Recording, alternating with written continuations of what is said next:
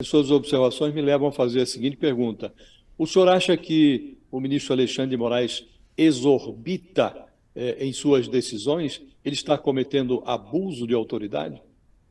Eu não quero fulanizar, não quero personificar, porque eu tenho um grande respeito e apreço por todos os ministros do Supremo. Mas eu quero falar da instituição. Que a instituição exorbita, não há dúvida. A instituição proibiu a presidente Dilma de nomear o presidente Lula sem nenhuma razão. Era uma atribuição dela, como chefe do Poder Executivo, escolher o seu ministro. O senhor se refere à tentativa, o senhor se refere, só para que nossos espectadores se situem, o senhor se refere àquele instante em que a então presidente Dilma tentou nomear Lula como seu chefe da Casa Civil e o ministro Gilmar Mendes impediu por meio de uma liminar. Exatamente. Era atribuição dela, não era do Supremo escolher ministro. Depois, o Supremo proibiu o presidente Temer de nomear uma ministra de Estado, que era deputada. No uso de suas prerrogativas de deputada, foi proibida o presidente Michel Temer de nomear um ministro. Depois, o presidente Bolsonaro foi proibido de nomear um delegado.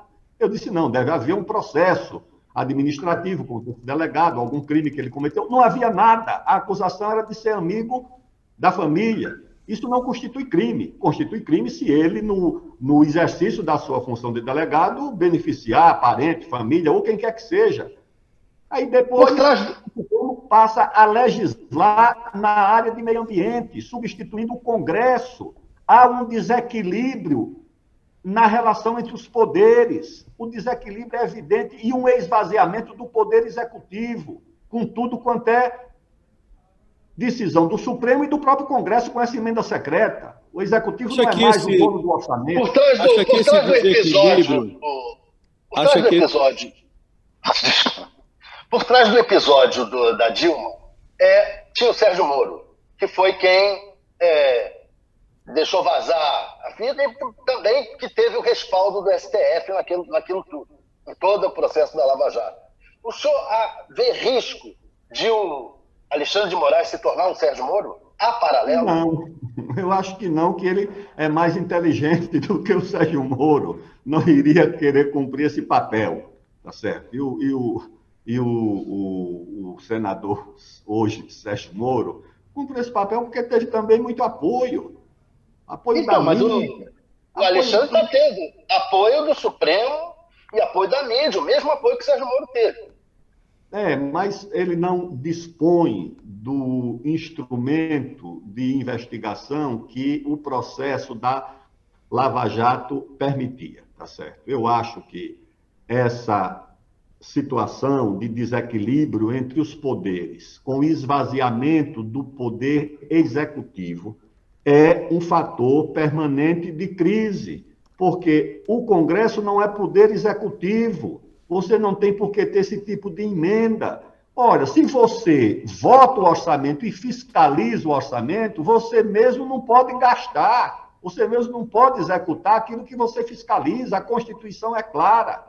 O Supremo Tribunal Federal é órgão de justiça, não é legislativo nem executivo, e na prática vem se transformando nisso. Agora, nesse ponto, ministro, é muito curioso, são curiosas as suas observações, porque o seu ponto de vista coincide exatamente com o do Bolsonaro nesse ponto, né?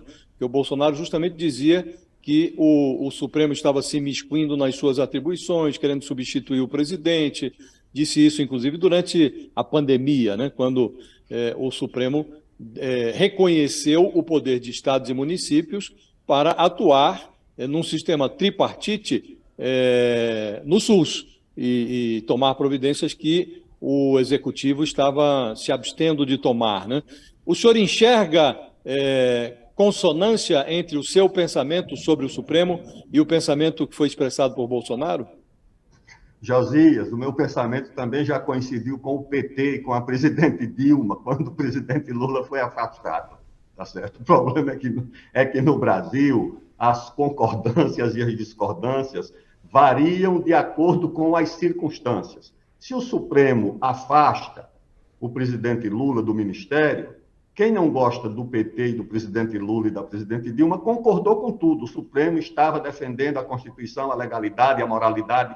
Depois, quando o Supremo afastou a ministra Cristiane Brasil, todo mundo ficou de acordo porque era o presidente Temer, quem era contra achava que aquilo era um ato em defesa da legalidade e da moralidade. Quando afastou a posição o delegado do presidente Bolsonaro, todo mundo que era oposição a ele também concordou.